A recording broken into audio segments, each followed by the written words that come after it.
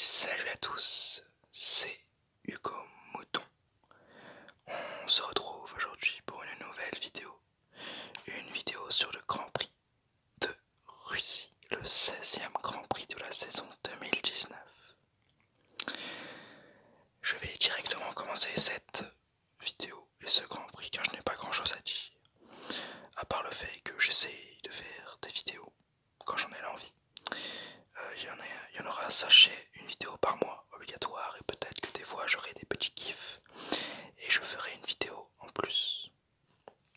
C'est parti. Ce Grand Prix commence le vendredi en FP1. Les Ferrari commencent bien, ainsi que les Mercedes.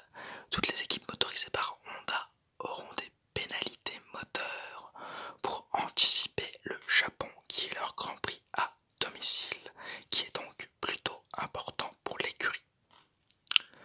Kvyat a un problème moteur et abandonne sa première session.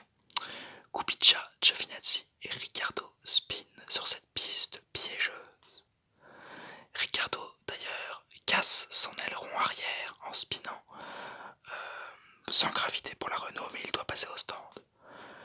Leclerc fait le meilleur temps, il est talonné par Verstappen. Toujours le vendredi en FP2.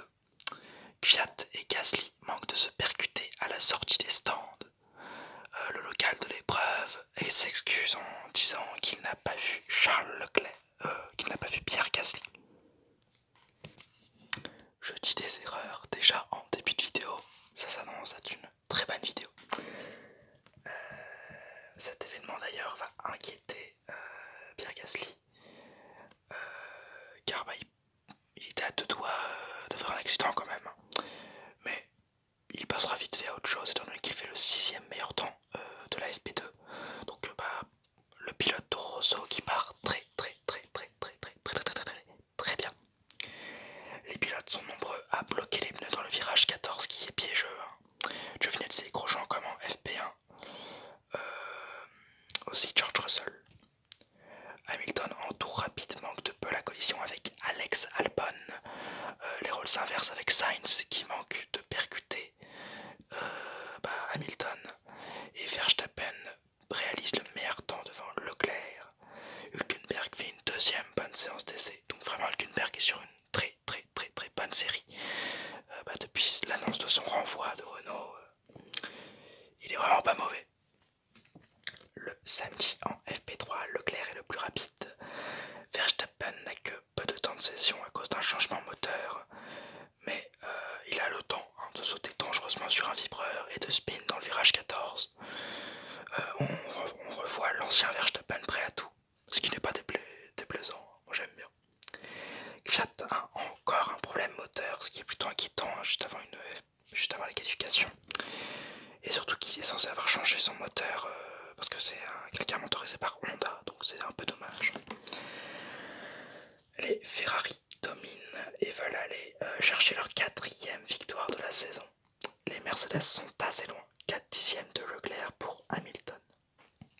Nous passons maintenant aux qualifications.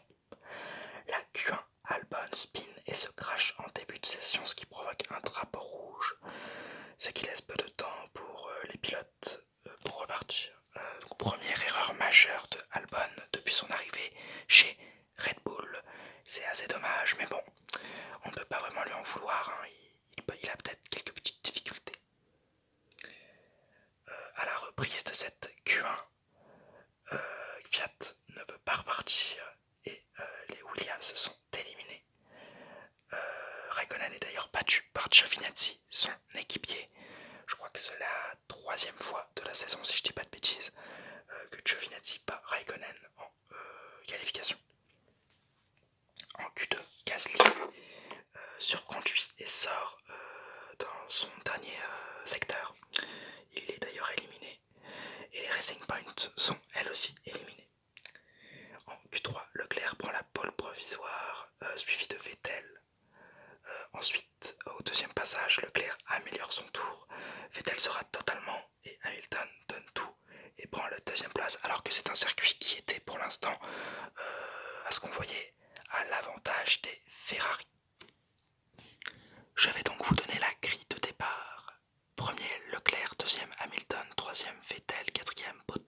5e Sainz, 6e Hülkenberg, 7e Norris, 8e Grosjean, 9e Verstappen, pénalité moteur car il a un moteur Honda. 10e Ricciardo, 11e Perez, 12e Giovinazzi, 13e Magnussen, 14e Stroll, 15e Raikkonen, 16e Gasly, une pénalité. 17e Russell, 18e Albon avec une pénalité, Kubica 19e et Kvyat 20e avec une pénalité moteur. La course, on va passer à la course. Le début de course, Raikkonen anticipe son départ et prend 10 secondes de pénalité car il part avant l'extinction des feux. Ça lui fera pas gagner de temps, d'ailleurs ça lui en fera perdre ce faux départ et en plus il sera pénalisé. Ce qui est plutôt dommage pour le Finlandais. Vettel double Leclerc et prend la tête de la course. À la base, les pilotes Ferrari devaient se donner l'aspiration. Et ensuite, je parlerai de ce qui se passe ensuite plus tard. Giovinazzi est pris en sandwich par Grosjean et Ricciardo. Grosjean est hors course et percute le mur, ce qui l'énerve énormément. Et Ricciardo crève son pneu arrière gauche. Tour 6, les ingénieurs de Ferrari demandent à Vettel de rendre la position à Leclerc qui lui a donné l'aspiration au début. Le quadruple champion du monde allemand refuse. Ce qui montre qu'il veut gagner ce Grand Prix et faire un deuxième Grand Prix d'affilée après Singapour. Tour 7, tour 7, tour 7, tour 7, tour 7, tour 7. Bottas dépasse Sainz avec qui il lutte depuis le début à cause de son départ manqué. Tour 15, Hülkenberg et Perez se battent. Hülkenberg passe. Tour 17, Verstappen continue sa remontée et dépasse Sainz. Entre-temps, notre ami Ricciardo a abandonné à cause de sa crevaison.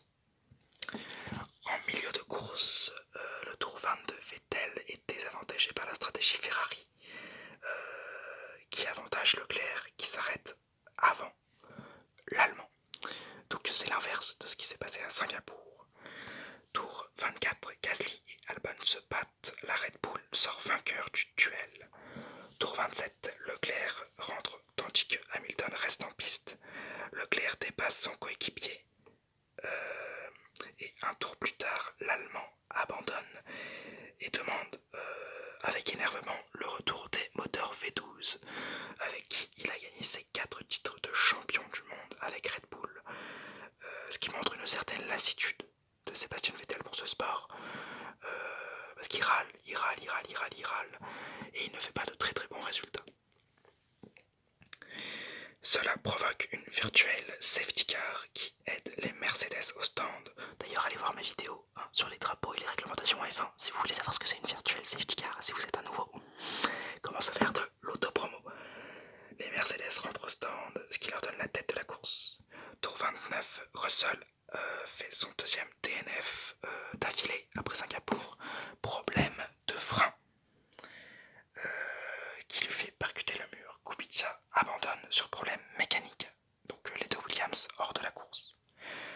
Tour 37, Gasly tente le dépassement sur Kvyat. Il se rate et passe par l'échappatoire du virage qui lui fait perdre sa place au profit de Raikkonen qui a bien remonté. Tour 49, Albon dépasse un Sainz qui a très bien tenu toute la course. Et le tour 53, fin de course, Hamilton remporte ce GP de Russie sur un gros concours de circonstances. Je vais vous donner la grille d'arrivée. Hamilton premier avec le meilleur tour en course, Bottas deuxième, troisième Leclerc, quatrième Verstappen, cinquième Albon, sixième Sainz, septième Perez, belle remontée de la Racing Point, huitième Norris, neuvième Magnussen, 10e Hülkenberg, 11e Stroll, 12e Kvyat, 13e Raikkonen, 14e Gasly, 15e Giovinazzi, Kubica, 16e DNF, Russell, 17e DNF, 18e Vettel DNF, Ricciardo, 19e DNF et Grosjean, 20e DNF. Je vais maintenant passer aux enseignements de la course, Coup de chance pour les Mercedes, elles étaient désavantagées, elles n'étaient pas promis à une victoire et voilà, cet abandon moteur de Vettel, son premier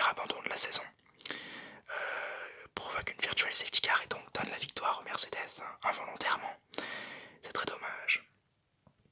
Mais ce qui m'énerve un peu, c'est la réaction de Vettel. Alors c'est totalement compréhensible de ne pas vouloir rendre les positions. Mais il sait qu'au Grand Prix avant, il avait été avantagé. Il aurait peut-être pu faire un geste sportif, mais bon, il n'a pas voulu. C'est tout à son honneur. Charles pourra peut-être le retenir contre lui plus tard dans la saison.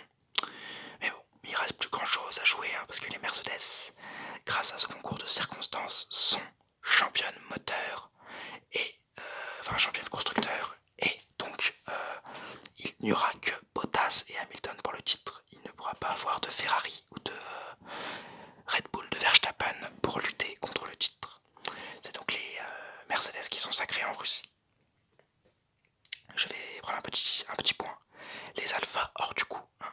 Raikkonen le faux départ et Giovinazzi hors du rythme de course. C'est le dernier à être arrivé, à avoir passé la ligne. C'est plutôt moyen, vraiment. Hein. Les Alpha, il faudrait qu'ils se reprennent après l'abandon et les non-points des Alpha à Singapour. Et le dernier petit point que je vais aborder, c'est Grosjean qui n'a pas marqué de points depuis l'Allemagne sur un énorme concours de circonstances. Faut vraiment que le pilote français se reprenne. On espère qu'il se reprendra plus tard, même s'il a une as un peu sous-performante. Eh bien, j'espère que cette vidéo vous aura plu. Si c'est le cas, mettez un like. Si vous avez des idées de vidéos, mettez-les en commentaire. Abonnez-vous si vous avez envie de m'écouter encore un peu. Et Forza Ferrari!